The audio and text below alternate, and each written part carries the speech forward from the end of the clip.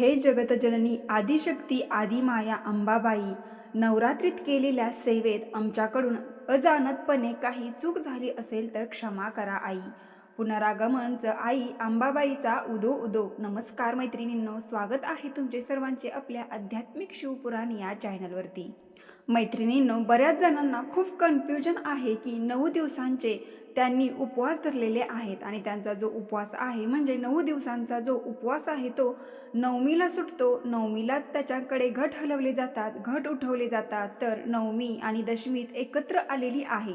मग नवमीचा उपवास कधी सोडायचा म्हणजे 9 दिवसांचे उपवास नवमीला कधी सोडायचे? जर तुमच्याकडे घट नवमीला हलत असतील तर, तुमच्याकडे घट नवमीला उठत असतील तर, कारण नवमी तिथीच्या आतच म्हणजे नवमी तिथी संपण्याच्या आतच तुम्हाला घट हलवायचे आहेत आणि नवमी तिथी संपण्याच्या अगोदरच तुम्हाला तुमचे 9 दिवसांचे उपवाससुद्धा सोडायचे आहेत.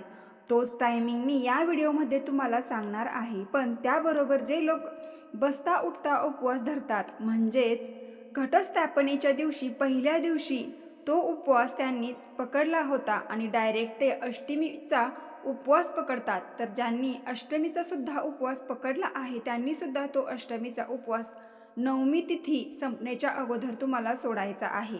दशमी तिथी सुरू झाल्यावर सोडायचा नाहीये, कारण नवमी आणि दशमी तिथी एकाच दिवशी आहे.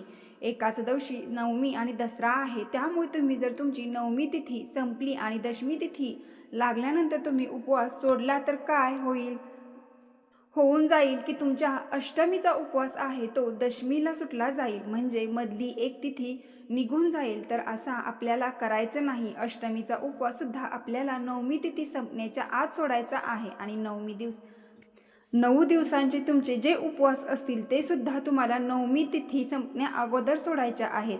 आत्ता मी तुम्हाला टायमिंग सांगते.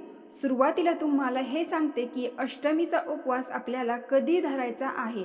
अष्टमीचा उपवास जो आहे तो आपल्याला 11 ऑक्टोबर 2024 रोजी शुक्रवारी धरायचा आहे.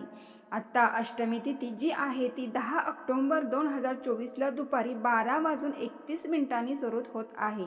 मग तुम्ही म्हणाल की अष्टमी तिथी तर 10 तारखेला सुरू झालेली आहे, मग आपल्याला 11 तारखेला अष्टमीचा उपवास कसा करायचा?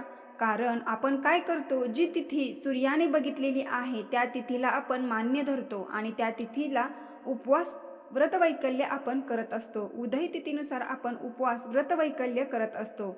तर कुणीही अष्टमी 10 तारखेला सुरू झाली आहे पण 11 तारखेला ती सूर्याने बघितलेली आहे, ती उदय तिथीनुसार आहे. कारण 11 तारखेला अष्टमी तिथी दुपारी 12:06 संपत आहे, म्हणजे दुपारी 12:06 11 तारखेला अष्टमी आहे आणि ही सूर्याने बघितलेली तारीख आहे. कारण 10 तारखेची अष्टमी तिथी कधी सुरू झाली होती? दुपारी 12:30ला. मग ती सूर्याने बघितलेली होती का? नाही. मग सूर्याने बघितलेली कोणती तारीख? तर 11 तारखेची. म्हणून अष्टमीचा उपवास जो आहे तो तुम्हाला 11 तारखेला धरायचा आहे. हा उपवास कधी सोडायचा आहे? आता अष्टमीचा तुमचा जो उपवास आहे तो तुम्हाला 12 तारखेला सकाळी 10:58 च्या आत सोडायचा आहे. 12 तारखेला 10:58 आत सोडायचा आहे. कारण 12 तारखेला 10:58 नंतर दशमी तिथी सुरू होत आहे.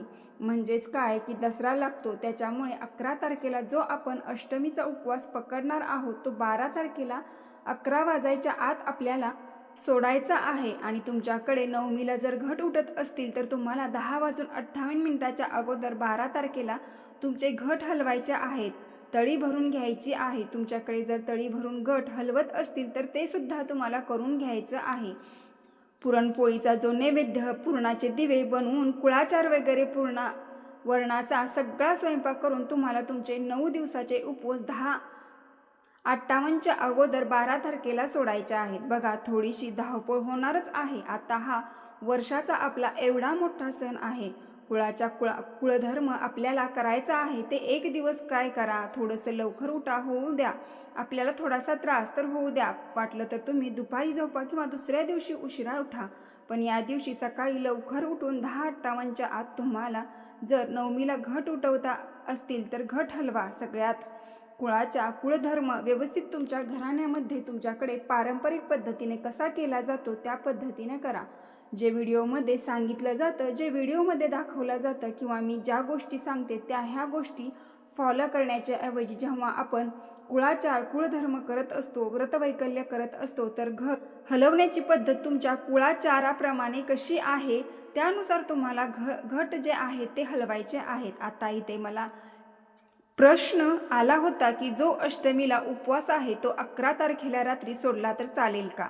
तर बघा, आपण 11 तारखेला अष्टमीचा उपवास कसा पकडलेला आहे, का पकडलेला आहे? कारण ती सूर्याने बघितलेली तिथी आहे आणि ती तिथी सूर्याने बघितलेली आहे म्हणून दिवसभर त्या दिवशी अगदी म्हणजे आपण ती अष्टमी तिथी मानणार आहोत, कारण ती उदय तिथीनुसार आहे. मग अष्टमीचा आणि आपण अष्टमीचा उपवास कसा करत असतो की अष्टमीच्या दिवशी दिवसभर उपवास करतो आणि नवमीला दुसऱ्या दिवशी आपण तो उपवास सोडतो. पण भलेही नवमी तिथी 11 तारखेला जरी सुरू होत असली तरी दुपारी 12:06 तरीसुद्धा दिवसभर अष्टमी तिथी आहे, कारण ते सूर्याने बघितलेली आहे. म्हणून अष्टमीचा जो उपवास आहे तो तुम्ही त्या दिवशी, ज्या अष्टमी आहे 11 तारखेला, त्याच दिवशी रात्री नाही सोडू शकत. तुम्हाला दुसऱ्या दिवशी 12 तारखेला सकाळी 10:28 आत स्नान वगैरे सगळं तुम्हाला करून मगच सोडायचा आहे, कारण 12 तारखेला नवमी तिथीनुसार आणि मग नवमी तिथी जी आहे ती 12 तारखेला 10:58 संपते. म्हणून आपल्याला 10:58 अगोदर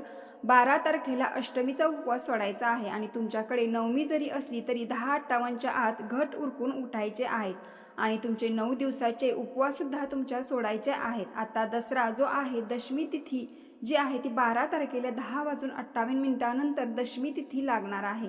मग ज्यांच्याकडे दसऱ्याच्या दिवशी घट उठवले जातात तर त्यांनी 10:28 नंतर घट उठवायचे आहेत आणि ज्यांच्याकडे दसऱ्याच्या दिवशी उपवास सोडले जातात त्यांनी 10:58 नंतर त्यांच्या 9 दिवसाचे उपवास आहेत ते त्यांना सोडायचे आहेत. ही गोष्ट क्लिअर झाली. आता दशमी तिथी भलेही सकाळी लागलेली नाही आहे, दशमी तिथी 12 तारखेला सुरू होत आहे आणि 13 तारखेला संपत आहे, पण आपल्याकडे नवरात्र हे 9 दिवसाचे असतात आणि आपण 13 तारखेला जर सूर्याने बघितलेली आहे दशमी तिथी, म्हणून 13 तारखेला जर घट उठवले तर काय होईल की ते 10 दिवस आणि मग 11व्या दिवशी घट उठवले जातील. पण आपल्याला काय आहे की दसरा हा 3.5 मुहूर्तापैकी एक मुहूर्त आहे आणि तो पूर्ण मुहूर्त कधी आहे, 12 तारखेला. म्हणून आपल्याला घट जे आहेत दसऱ्याच्या दिवशी ज्यांच्याकडे उठवले जातात त्यांनी सकाळी 10:58 नंतर 12 तारखेला उठवायचे आहेत. आणि तुम्हाला जर याच्याही पेक्षा विजय मुहूर्त हवा असेल तर 12 तारखेला दुपारी 2:22 पासून ते 3:09 विजय मुहूर्त आहे. या मुहूर्तामध्ये जर तुम्हाला घट उठवायचे असतील तर या मुहूर्तामध्ये सुद्धा उठवू शकता, पण काहीही हरकत नाही तुम्ही दिवसभर, कारण दसरा हा 3.5 मुहूर्तापैकी एक मुहूर्त आहे. या दिवशी काही गोष्टी करण्यासाठी मुहूर्त बघण्याची गरज नाही. त्यामुळे 10:58 नंतर 12 तारखेला तुम्ही कधीही घट उठवू शकता. जर तुमच्याकडे दसऱ्याला घट उठवण्याची प्रथा असेल तर आणि दसऱ्याला उपवास सोडण्याची पद्धत असेल तर तुम्ही 10:58 नंतर 12 तारखेला उपवास सोडू शकता. तर मैत्रिणींनो, व्हिडिओ माहितीपूर्ण वाटला असेल तर कमेंटमध्ये जय माता दी, जय तुळजाभवानी आणि टाईप करा आणि लाईक करून आपल्या चॅनलवर नवीन असाल तर सबस्क्राईब करा. उदे ग अंबे उदे, हर हर महादेव. धन्यवाद.